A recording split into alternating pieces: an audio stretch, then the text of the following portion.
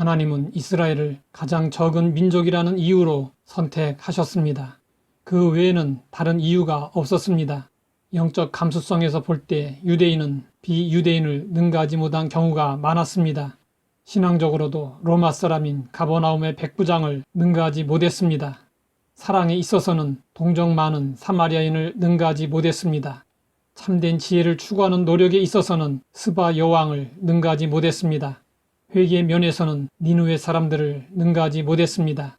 그럼에도 불구하고 하나님은 이스라엘을 선택하셨습니다. 예술 작품들의 미적 수준이 비슷할 경우가 있습니다. 이런 경우 재료가 나쁘면 나쁠수록 그런 재료로 뛰어난 예술품을 만든 사람의 명예는 더욱 위대해집니다. 전쟁에서 큰 승리를 거두었을 때도 그렇습니다. 군대가 적으면 적을수록 그런 적은 군대로 대승을 거둔 장군의 명예는 더욱 위대해집니다. 이런 측면에서 하나님의 선택하심을 보면 큰 깨달음과 함께 감동이 밀려옵니다. 하나님은 광대한 우주의 별들 중에서 태양계의 조그만 지구를 택하시고 그 지구 가운데서도 조그만 땅 가나안을 택하시고 그 땅의 여러 민족 가운데서 가장 적은 이스라엘 민족을 택하셨습니다. 또 이스라엘 가운데서 너무 작아서 유다 족속 중에서 무시를 당하고 있는 베들레헴을 택하셨습니다. 그리고 베들레헴 안에서도 구유를 택하셨습니다. 우리도 작고 부족하기에 먼저 부름을 받았습니다. 하나님의 선택 원리에서 부족한 자들을 부르신 이유는 자랑하지 못하게 하려는 것이었습니다. 그런데도 우리는 틈만 나면 자랑합니다. 그동안 얼마나 많은 자랑을 했습니까? 그 자랑 속에 예수님은 있었습니까? 바울은 우리에게 참으로 자랑해야 할 것이 무엇인지 가르쳐주고 있습니다.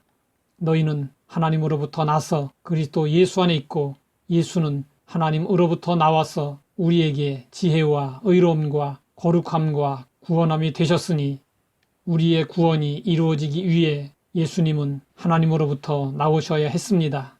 이것이 바로 성육신입니다.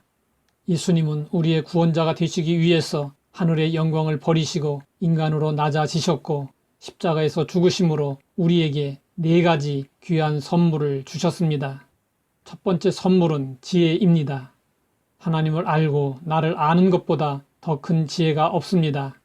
우리는 하나님이시며 동시에 인간이신 예수님으로 말미암아 하나님과 나를 알고 영적인 진리들을 깨달을 수 있게 되었습니다. 두 번째 선물은 의로움입니다. 우리에게는 의가 없습니다. 그러나 예수님께서 친히 십자가에서 우리의 죄를 위해 고귀한 피를 흘려 우리의 죄를 씻어 주심으로 우리는 하나님 앞에서도 인정받는 의로움을 얻게 되었습니다. 세 번째 선물은 거룩함입니다. 우리는 죄의 용서를 받고도 또다시 죄를 짓게 되는 존재입니다. 그럼에도 불구하고 성도라는 칭함을 받고 있습니다. 예수님이 거룩한 피로 우리를 거룩하게 구별해 주셨기 때문입니다. 네 번째 선물은 구원입니다. 우리가 예수님을 믿기 전에는 죄로 인해 마귀에게 종노릇하며 살았습니다. 그러나 예수님께서 십자가를 통해 우리의 죄값을 지불하시고 구원해 주셨습니다. 예수님으로 인해 우리는 마귀에게서 벗어나 자유인으로 살게 되었습니다. 우리에게 주어진 모든 것은 하나님의 은혜로 말미암은 것입니다. 누구보다도 인간적인 자랑거리가 많았던 바울이었지만 그는 하나님의 은혜를 알고 이렇게 자랑했습니다. 내게는 우리 주 예수 그리스도의 십자가 외에 결코 자랑할 것이 없으니 하나님의 은혜를 깨달은 사람은 언제 어디서나 하나님의 이름을 높이고 하나님께 영광을 돌리며 삽니다. 하나님 아버지, 우리에게 주신 지혜와 의로움과 거룩함과 구원함으로 인해 감사하며 주님의 이름을 찬양합니다. 주님의 은혜를 더욱 깊이 깨달아 알고 날마다 주님만 높이며 자랑하게 하옵소서.